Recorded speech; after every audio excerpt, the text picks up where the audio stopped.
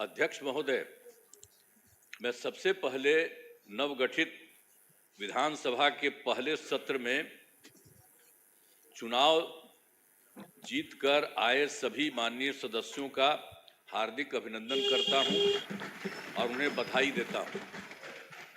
बिहार विधान मंडल के दोनों सदनों के संयुक्त अधिवेशन में माननीय राज्यपाल महोदय का अभिभाषण हुआ है। मैं बिहार विधानसभा के उन सभी माननीय सदस्यों को धन्यवाद देता हूं जिन्होंने माननीय राज्यपाल के अभिभाषण में भाग लिया।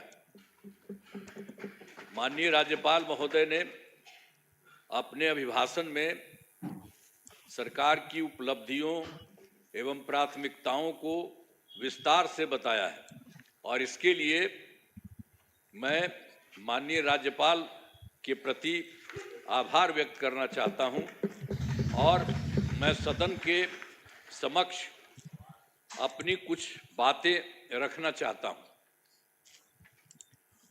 अब ये जानिए, आप सब जानते हैं कि 24 नवंबर 2005 को पहली बार एनडीए की सरकार बनी थी और तब से राज्य में कानून का राज है और हम लगातार 20 वर्षों से विकास के काम में लगे हुए हैं। बिहार का विकास करना ही हमारा मुख्य उद्देश्य रहा है। हम दिन रात बिहार को आगे बढ़ाने के लिए भी सोचते हैं और इसी प्रकार काम करते रहते हैं। मैं बिहार की जनता का आभार व्यक्त करता हूं कि उन्होंने इस बार के विधान सभा चुनाव में बढ़ चढ़कर हिस्सा लिया और एनडीए गठबंधन को भारी बहुमत से विजयी बनाया है। शुरू से ही बिहार के विकास का काम हो रहा है। अब किसी प्रकार के डर एवं भय का वातावरण नहीं है। राज्य में प्रेम, भाईचारा एवं शांति का माहौल है। पहले कितना हिंदू मुस्लिम झगड़ा होता था, इसलिए वर्ष 2006 से ही कब्रिस्तानों की घेराबंदी शुरू की गई है।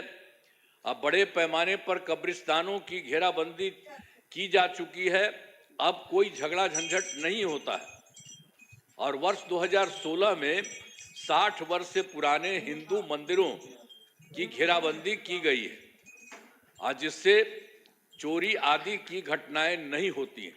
यह सब काम करवाया गया है जो भी था शुरू से ही। और सर्वप्रथम शिक्षा एवं स्वास्थ्य के क्षेत्र में विशेष ध्यान दिया गया है। हम लोगों ने बड़ी संख्या में नए स्कूल खोले और नियोजित शिक्षकों की बहाली की। लड़के लड़कियों के लिए पोशाक एवं साइकिल योजना चलाई।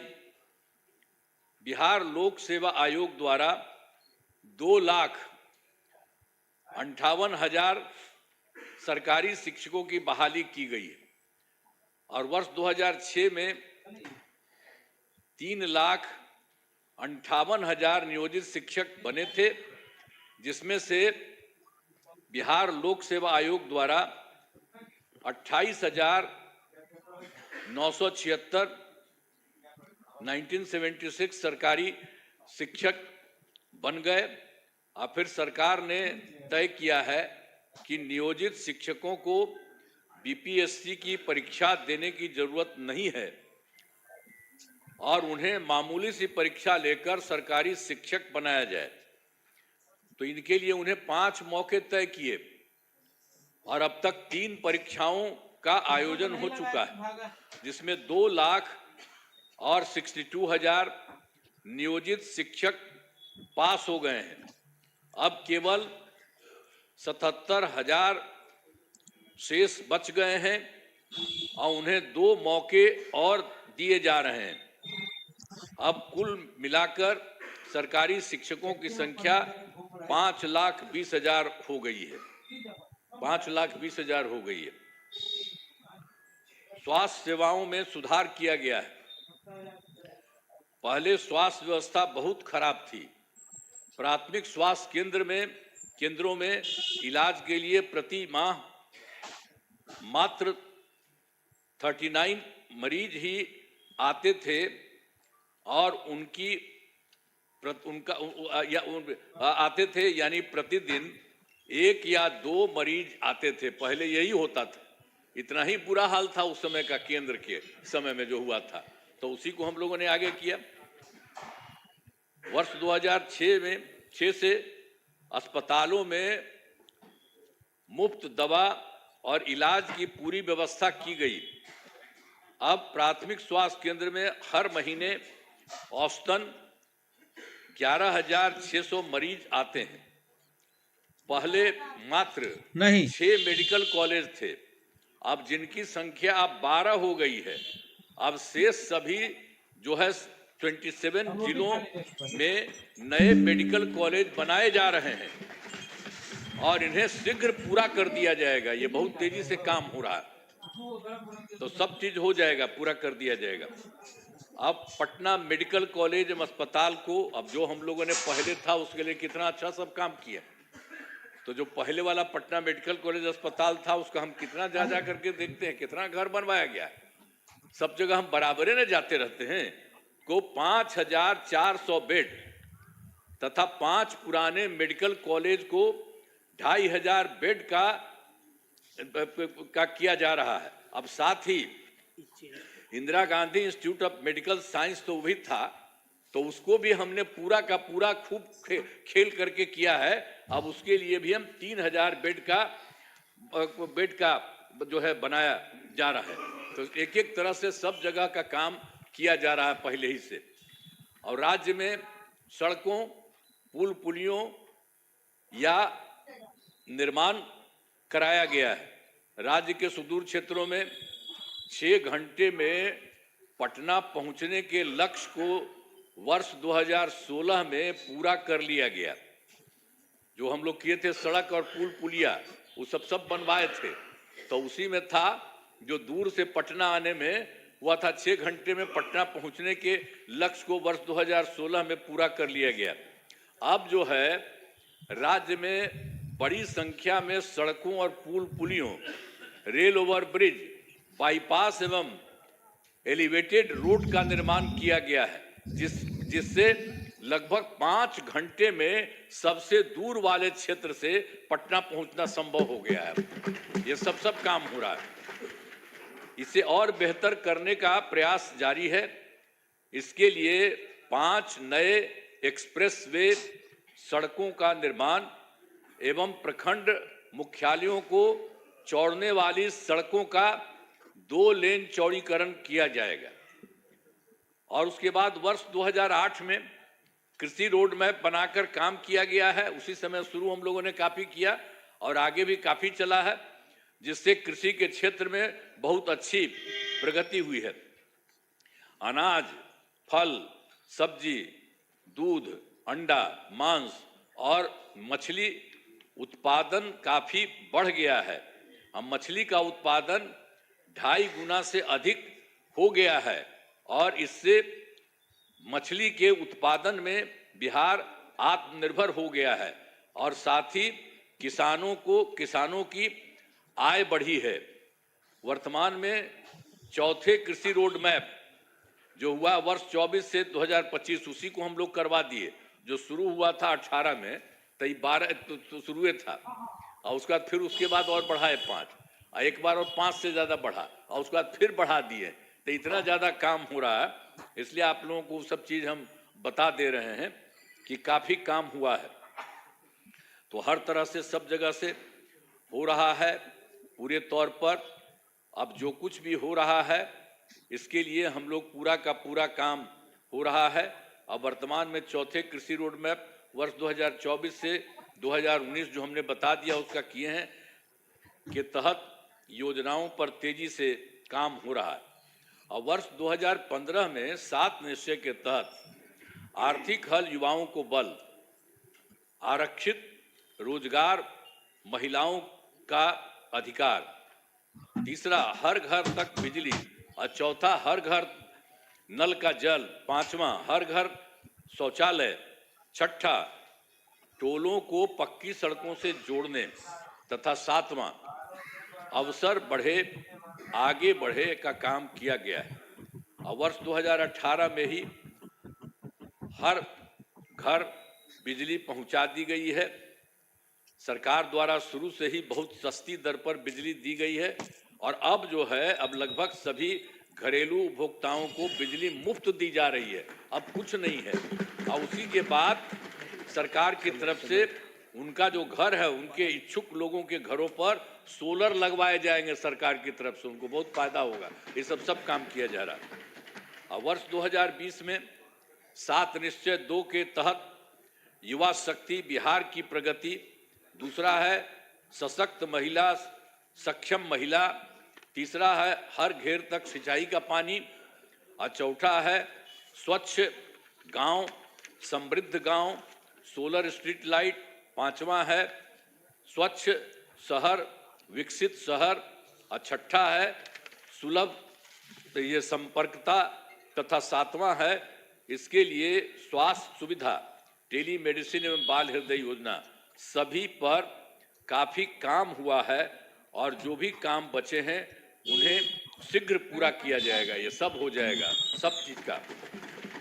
और आप जानते ही हैं 2020 में और काम किए थे। 7 निश्चय 2 के तहत ही महिलाओं के लिए 10 लाख नौकरी और 10 लाख रोजगार देना शुरू किया।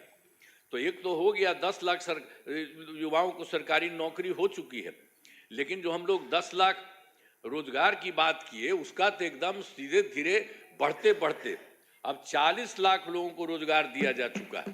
तो आप सोचिए 10-10 विषय न था, तब 10 और 40 होकर के 50 हो गया। दोनों को मिलाकर 50 लाख युवाओं को सरकारी नौकरी का रोजगार दे दिया है। अब अगले 5 वर्षों के में हम लोगों ने तय कर दिया है कि 1 करोड़ युवाओं को नौकरी एवं रोजगार देने का लक्ष्य रखा गया है। इस पर तेजी से काम होगा। तो ये जो 10 लाख युवाओं का सरकारी नौकरी है, ये भी और आगे बढ़ेगा। तो ये सब हम कर रहे हैं। अगली बार 5 साल के लिए हम लोग कर दिए हैं कि उसके लिए हम लोग पूरा करेंगे 1 करोड़ युवाओं का।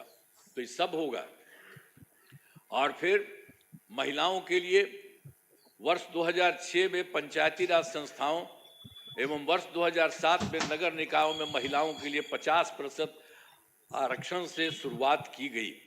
अब तक 4 चुनाव हो गए हैं। सब कुछ शुरू में कर दिए थे हम लोगों ने कर दिए थे 16 में पंचायती राज संस्थाओं में, और 7 में किए थे नगर निकायों में, और सबको महिला का 50% कर दिए। वो सब तो है ही, और उसका 4 चुनाव उसके अलावे भी चल रहा है, वो बहुत अच्छा हुआ। और वर्ष 2013 से पुलिस में 35% आरक्षण दिया है हम लोगों ने। अब जान लीजिए, अब बिहार पुलिस में महिलाओं की संख्या देश में सबसे अधिक है। और वर्ष 2016 से महिलाओं को सभी सरकारी नौकरियों में 35% आरक्षण दिया जा रहा। पहले बिहार में स्वयं सहायता समूह की संख्या बहुत कम थी, वो पहले बड़ा खराब था, तो इसीलिए हम लोगों ने किया। वर्ष 2006 में विश्व बैंक से कर्ज लेकर राज्य में स्वयं सहायता समूह का गठन किया, और उसका नाम हम लोगों ने जीविका दिया। जीविका दीदी भी कहते हैं। और कितना बढ़ा हुआ, अब स्वयं सहायता समूह की संख्या बढ़ गई और जीविका दीदियों की संख्या 1 करोड़ 40 लाख हो गई। अब इसके बाद हम लोगों ने 2024 में भी किया कि शहरी क्षेत्रों में भी नहीं होता है, वो भी हो। अब शहरी क्षेत्रों में स्वयं सहायता समूह का गठन हो रहा। अब जान लीजिए कि इसमें लगभग 4 लाख और 34,000 जीविका दीदियां हैं, और इनका गठन लगातार और भी बहुत तेजी से काम हो रहा है शहरी क्षेत्र में भी। तो ये सब काम हो रहा। तो वर्तमान में महिलाओं के रोजगार के लिए एक नई योजना, मुख्यमंत्री महिला रोजगार योजना शुरू की गई है, जिसके तहत हर घर की एक महिला को 10,000 रुपये के दर से अब तक 1 करोड़ 56 लाख महिलाओं को एक राशि दी जा चुकी है। फिर से शेष महिलाओं को राशि दे दी जाएगी। अब जिन महिलाओं का रोजगार अच्छा चलेगा, उन्हें 2 लाख रुपए तक की सहायता दी जाएगी। ये सब काम करना जा रहा है। सरकार ने शुरू से ही सभी तबकों का विकास किया है, चाहे हिंदू हो, मुस्लिम हो, अपर कास्ट हो, पिछड़ा हो, अति पिछड़ा हो, दलित हो, महादलित हो, सभी के लिए काम किया गया। मुस्लिम समुदाय के लिए भी हमने काफी काम किया। मदरसों को सरकारी मान्यता दी गई है, उनके शिक्षकों को अन्य सरकारी शिक्षकों के बराबर वेतन दिया गया है। अब सभी वृद्धजनों, दिव्यांगजनों और विधवा महिलाओं को मिलने वाली पेंशन की राशि 400 रुपये से अभी बढ़ा करके हम लोगों ने कर दिया है, 1100 रुपये कर दिया गया, जिससे 1 करोड़ 14 लाख लोगों को फायदा हो रहा है।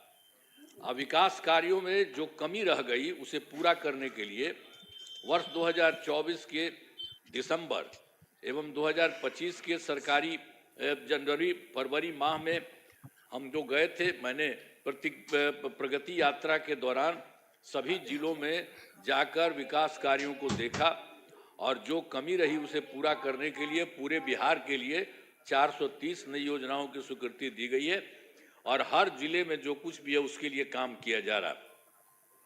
सभी जिलों में इन योजनाओं पर काम शुरू हो चुका है। इन सभी कार्यों को शीघ्र पूरा करा लिया गया जाएगा।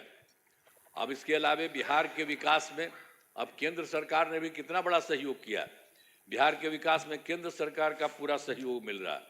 जुलाई 2024 में 24 के बजट में बिहार को विशेष आर्थिक सहायता के रूप में सड़क, उद्योग, स्वास्थ्य, पर्यटन, बाढ़ नियंत्रण के लिए बड़ी राशि देने की घोषणा की गई है केंद्र सरकार के द्वारा जुलाई 2024 में। और फिर फरवरी 2025 के बजट में बिहार में मखाना बोर्ड, एयरपोर्ट की स्थापना, पश्चिमी कोसी नहर के लिए वित्तीय सहायता आदि की घोषणा की गई है। और फिर वर्ष 2018 में देश के कुछ राज्यों में खेलो इंडिया यूथ गेम्स का आयोजन हुआ था। अब इस वर्ष खेलो इंडिया यूथ गेम्स का आयोजन बिहार में हुआ है, जो गौरव की बात है। इन सब के लिए आदरणीय प्रधानमंत्री श्री नरेंद्र मोदी जी का हम नमन करते हैं। सब करिए ना नमन, एक बार हाथ उठा के बढ़ाइए। तो सब काम किए, सब काम किए, सब कुछ कर रहे हैं। आप लोग काहे नहीं करते है? आप लोग भी करिए, सबके लिए काम कर रहे हो सब तरह से। तो इसीलिए हम आपको कह रहे हैं। तो इसके लिए आदरणीय प्रधानमंत्री श्री नरेंद्र मोदी जी का नमन करते हैं। आदरणीय प्रधानमंत्री जी कई बार बिहार आए हैं तथा उनके द्वारा विकास कार्यों का शिलान्यास शुभारंभ किया गया है। बहुत बार हम आते हैं पटना और चारों तरफ देखते हैं और सबके लिए फायदा करते हैं। तो ये सब काम हो रहा है। इन सभी योजनाओं पर अब तेजी से काम हो रहा है। तो मतलब जो बिहार के माध्यम से और केंद्र के माध्यम से इतना हो रहा है कि अब जान लीजिए कि इस बार जो हम लोग आए हैं, अब आप समझ लीजिए कि बहुत आगे बढ़ेगा, बहुत विकसित होगा आगे। इस बात को जान लीजिए।